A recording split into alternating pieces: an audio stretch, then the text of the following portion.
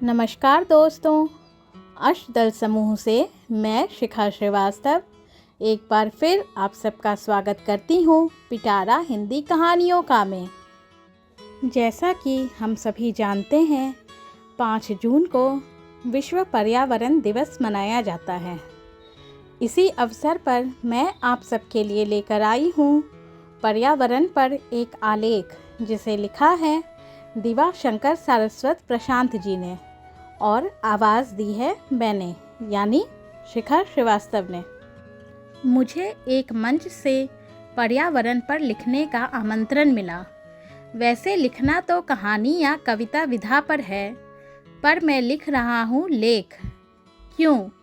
इस प्रश्न का उत्तर मुझे भी सही तरह से नहीं मालूम, फिर भी कुछ तो उत्तर देना होगा। आखिर जब प्रश्न उठा है तो उत्तर दिए बिना कैसे मुक्ति मिलेगी? तो सही उत्तर यही है कि मैं पर्यावरण के ऊपर एक लेख लिखना चाह रहा था। कब से, इसकी सही गणना नहीं हो सकती है। शायद काफ़ी वर्षों से। विगत कुछ वर्षों से तो यह इच्छा बहुत ज़्यादा बलवती हो रही थी, पर बार बार मैं इस इच्छा को जबरन नज़रअंदाज कर रहा था। मन में डर बैठा था कि कहीं कुछ ज़्यादा विकराल न लिख जाऊं। आजकल मन में भय की मात्रा कुछ ज़्यादा बढ़ गई है। भय मनुष्य को अनुशासन में रखता है, उसे नियंत्रण में रखता है। मनीषियों द्वारा बताए गए यम नियम आदि को उसमें प्रवर्तित करता है। पर भय की एक सीमा से ज़्यादा अति भी अच्छी नहीं होती। एक सीमा के बाद भय के उपरोक्त गुण भयानक दुर्गुण में बदल जाते हैं। पर्यावरण शब्द का अर्थ बहुत ज़्यादा व्यापक है। इस शब्द का आशय समस्त भौतिक और मानसिक वातावरण से है। इसमें प्रकृति, विभिन्न जीव जंतुओं, मनुष्यों के रहन सहन और विचारों को भी सम्मिलित किया जाता है। वैसे पर्यावरण का प्राकृतिक रूप ही अधिक स्वीकार्य है।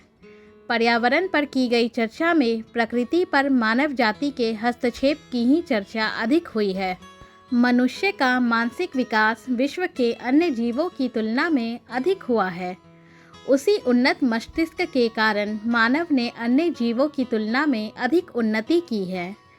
समस्त धरा पर अपना एक छत्र राज्य स्थापित किया है। पर क्या मानव ने इस उन्नति की कोई कीमत नहीं चुकाई? निसंदेह चुकाई है।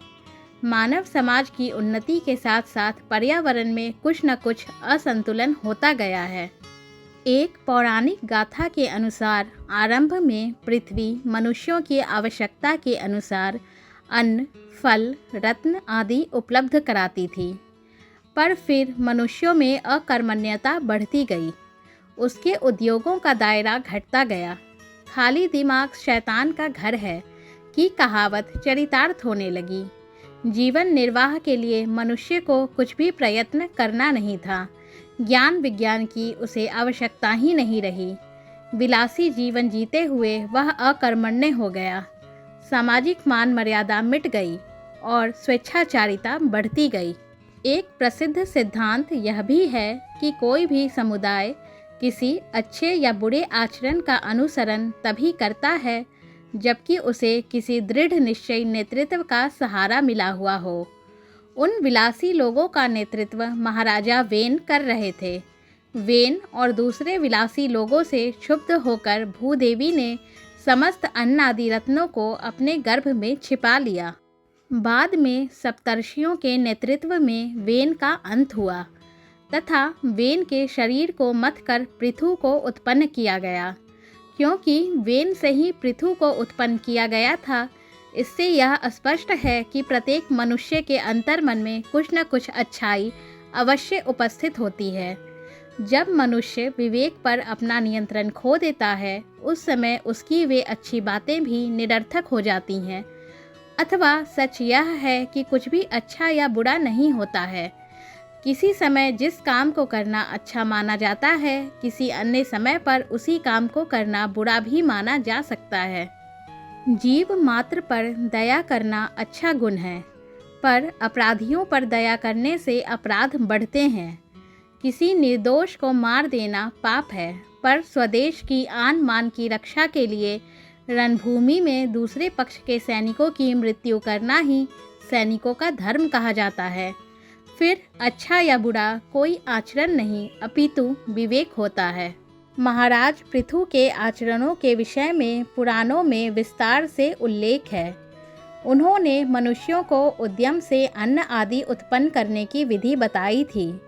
रत्नों एवं अन्य धातुओं को भूमि के गर्भ से बाहर लाने तथा उन धातुओं का प्रयोग करने की विधियों को जन्म दिया था। उल्लेख यह भी है कि ऊबड़ खाबड़ भूमि को उन्होंने मनुष्यों के रहने योग्य बनाया, विभिन्न महाद्वीपों में पृथ्वी को विभक्त किया। उपरोक्त कथा प्रतीकात्मक ही अधिक है तथा मनुष्य को कुछ सीख देती है। उन सीखों में उद्यमी बनना, विलासिता से दूर रहने के साथ साथ प्रकृति का ध्यान रखना भी एक प्रमुख सीख है। आज दुख की बात है कि हम मनुष्य इतने ज़्यादा स्वार्थी हो चुके हैं कि हमें अपने तात्कालिक सुख के आगे किसी की भी पीड़ा नज़र नहीं आती है। हम पर्यावरण को इस तरह बर्बाद कर रहे हैं कि कितने ही जीव जंतुओं के अस्तित्व पर ही संकट पैदा हो गया है। कहा जाता है कि किसी भी मनुष्य को खुद से भी ज़्यादा अपनी संतान से प्रेम होता है, पर हम स्वार्थी लोगों को तो अपनी संतान से भी प्रेम नहीं है। तभी तो हमें अपनी भावी पीढ़ी के कष्टों का भी ध्यान नहीं है। वास्तव में गहराई से विचार किया जाए तो आज राजा वेन के समय जैसी अथवा उससे भी बुरी स्थिति आ चुकी है।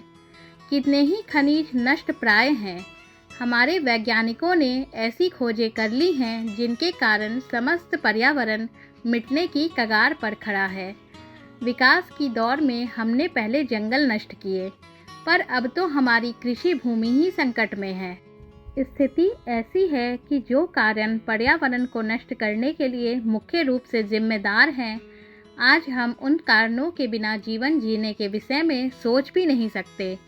महाराज पृथु के समय से मानव प्रकृति से अपने जीवन के लिए ले रहा है, पर विगत एक शताब्दी में मनुष्य ने प्रकृति का इतना दोहन किया है कि अब प्रकृति के पास हमें देने के लिए कुछ भी शेष नहीं बचा है। पृथ्वी माता को परम उदार माना गया है, पर हम मनुष्यों ने माता पृथ्वी की उदारता का लगातार दुरुपयोग किया है। पृथ्वी माता को पॉलीथीन और इलेक्ट्रॉनिक कचरे से भर दिया है।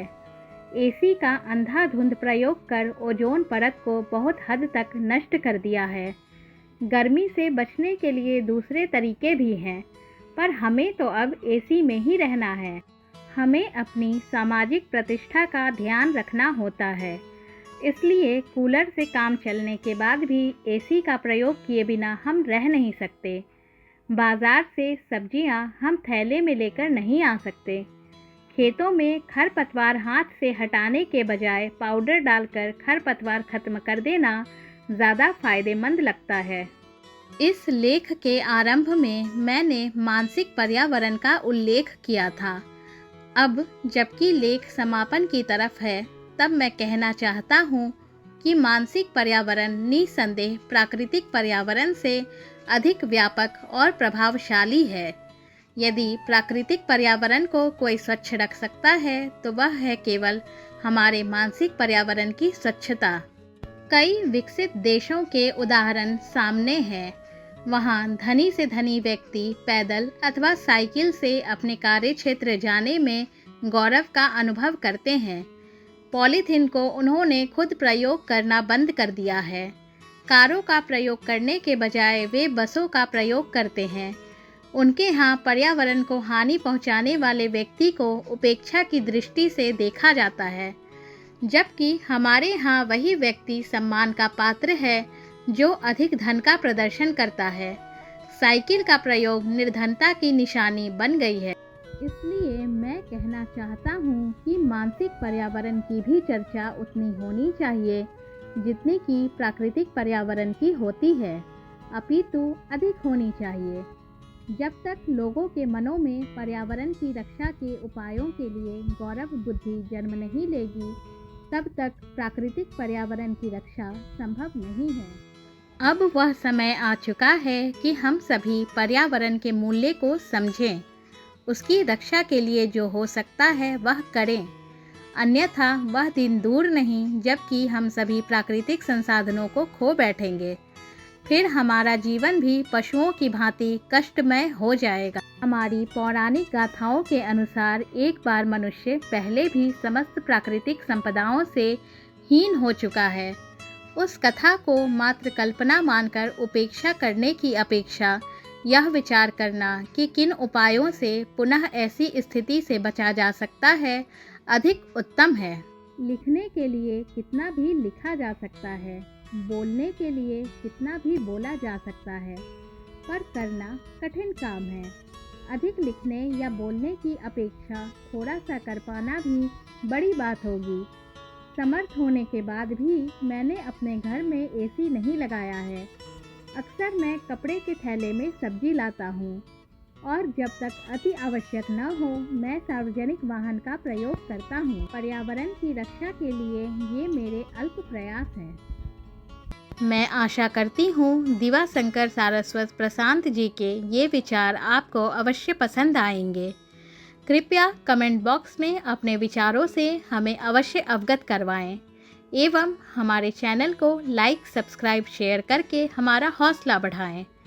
फिर मिलेंगे जल्दी ही एक नई रचना के साथ यहीं इसी जगह पर पिटारा हिंदी कहानियों का में। तब तक स्वस्थ रहिए, हंसते रहिए, मुस्कुराते रहिए और पर्यावरण को बचाने में अपना योगदान देते रहिए।